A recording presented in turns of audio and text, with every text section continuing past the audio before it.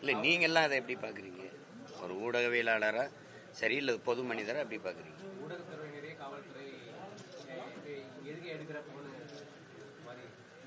எதுக்கு எடுக்கிற பொண்ணை ஏன் கூட்டிட்டு வந்த? அழைப்பான யாருக்கு? எனக்கு. நான் எங்க இருக்குன்னு தெரியுமா தெரியாது? தெரியும். ஏற்கனவே 3 நாளைக்கு முன்னாடி வந்து வீட்டில் வந்து கொடுத்தீங்க. அப்போல்லாம் நீங்க வந்து ஊடகத்தை அழைச்சிட்டு வரல. இப்போ நான் பயணம் பண்ணிட்டு இருந்தேன் இங்கே கட்சி வேலைக்கு. அப்போ சொல்லிட்டு தான் வந்தேன், நான் வந்து விளக்கம் தர்றேன். இது ஒரே வழக்கு. அது ஏற்கனவே 3 மணி நேரம் போய் நான் காவல் நிலையத்தில் விளக்கம் அழிச்சிட்டேன். அப்போ அதே தான் திருப்பி மறுபடியும் சொல்லணும். சரி, அதை நான் வரணுன்றேன். இப்போ நீதிமன்றம் வந்து 3 மாதம் அவகாசம் கொடுத்துருக்கு, காலம் கொடுத்துருக்கு. அதுக்குள்ளே நீங்கள் வந்து விசாரித்து அதை தாக்கல் செய்யணும். 3 நாளில் முடிக்கணுங்கிற அந்த அவசரம், அந்த வேகம் காட்ட வேண்டிய தேவை என்ன இருக்கு? சரி, நான் ஒசூரில் இருக்கிறேன்னு தெரியுது இல்லை, உங்கள் காவல்துறை தான் நிற்கிது.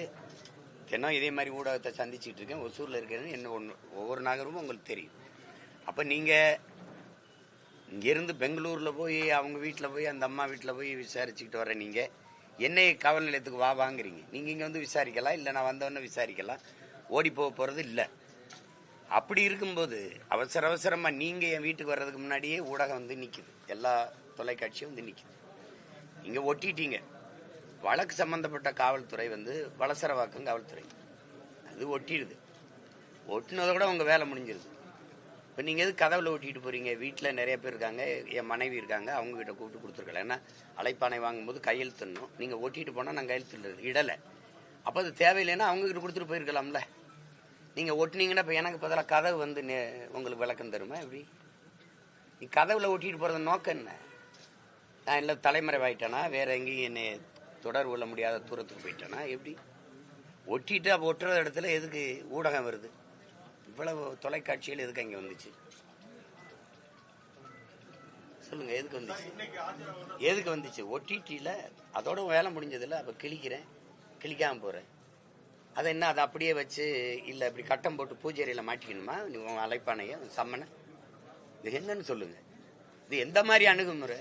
நீ எதுல நேர்மையா இருந்திருக்க, இதுல இவ்வளவு துடிக்கிறப்ப இதுல எந்த மாதிரி அணுகுமுறை? நான் வரலைன்னா தான் பரவாயில்ல, நான் வந்து ஏற்கனவே விளக்கம் அளிச்சிருக்கேன், மறுபடியும் வருவேன்றேன். எதுக்கு இவ்வளவு பதட்டம் அடைகிறீங்கிற? அதுக்கு அங்க இருக்கிறவங்களை அடிச்சு, எங்க வீட்டுல இருக்கிற பிள்ளைகள் யாரும் இப்படி, ஐயா எனக்கு அந்த ஓய்வு பெற்ற ராணுவ அதிகாரி இருக்காரு, அவரும் அவ்வளவு ரொம்ப நல்ல மனிதர், கண்ணியமான மனிதர். நீங்க தான் அடிச்சு போய், நீங்க வளசரவாக்கம் காவல் நிலையத்தில் இருக்கிறதுக்கு நீலாங்கரை காவலர் வந்து உதவி ஆய்வாளர் வந்து அந்த ஆய்வாளர் வந்து அடிச்சு இழுத்துட்டு போக வேண்டிய அவசியம் இருக்கு? அடிச்சு இழுத்துட்டு போற அளவுக்கு என்ன குற்றம்? அதை கிழிச்சது தானே. அது அப்புறம் அப்படியே இருக்கணுமா? இல்ல ஆண்டாண்டு காலமா அந்த அந்த கதவுல இருக்கணுமா? அது அழைப்பானை நாம் படிக்கவா, நாட்டு மக்கள் படிக்கவா? சொல்லுங்க தம்பி. நீங்க என்ன, நீங்க ஒரு அதிகாரியா உங்ககிட்ட கேட்கிறேன். அழைப்பானை நாம் படிக்க அனுப்புனீங்களா, கொண்டு வந்தீங்களா, இல்ல நாட்டு மக்கள் நாம் படிக்கணும்னு கொண்டு வந்தீங்களா? அதுக்கு அது அவ்வளவு பெரிய குற்றம். அது கிழிச்சா அடிச்சு இழுத்துக்கிட்டு போய் நேர நீ காவல் நிலையத்தும் கொண்டு போகல, வேற ஒரு இடத்துல ஒரு தடல்ல ஒடிச்சா அடிச்சு நீ போய் படுத்துக்கிட்ட. இது ஒரு வழக்கமா வச்சுக்கிறாங்க. எப்படின்னா இவங்க அடிச்சிருவாங்க, இவங்களுக்கு இவர் கையில கீறல் பட்டுருச்சா, நீ அடிச்சு காயம் பட்டதுல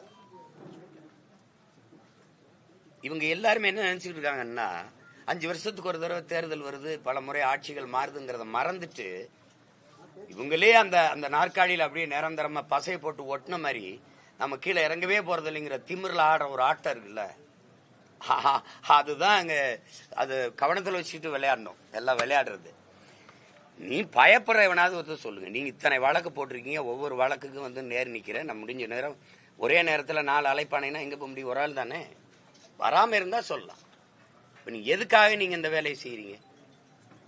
இன்னைக்கு ஒசூர்ல நான் இருக்கேன்னு சரி, இன்னைக்கு இருக்கிற நவீன உலகத்துல எனக்கு பகிரிலே அனுப்பியிருக்கலாம், உங்களுக்கு அழைப்பானை அனுப்பியிருக்க. எதுக்கு வீட்டுல போய் ஓட்டணும்? வீட்டுல யாருக்கான்னு கேட்டிருக்கலாம். என் மனைவி இருக்காங்க, என் மனைவி கொடுத்துருங்களா? அவங்க சட்டம் படிச்சவங்க, இந்திய குடிமை பணிக்கு தேர்வு எழுதி தேர்ச்சி பெற்றவங்க. நீங்க அவங்க கிட்ட கொண்டு கொடுத்துருக்கலாம்ல.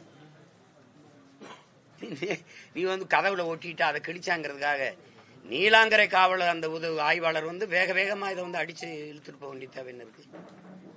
அவர் ஒட்டிட்டு போயிட்டாருல்ல, வலசரவாக்கு காவலர் ஒட்டிட்டு போயிட்டாரு, படிச்சிட்டோம்ல. இந்த மாதிரி ஒட்டிட்டு போயிட்டாங்கிற தகவல் எனக்கு வந்துருச்சு. அப்புறம் அது அதுக்கு அங்க படம் காட்டணுமா? அதை வர போறவங்களுக்குலாம் நோக்கம் என்ன?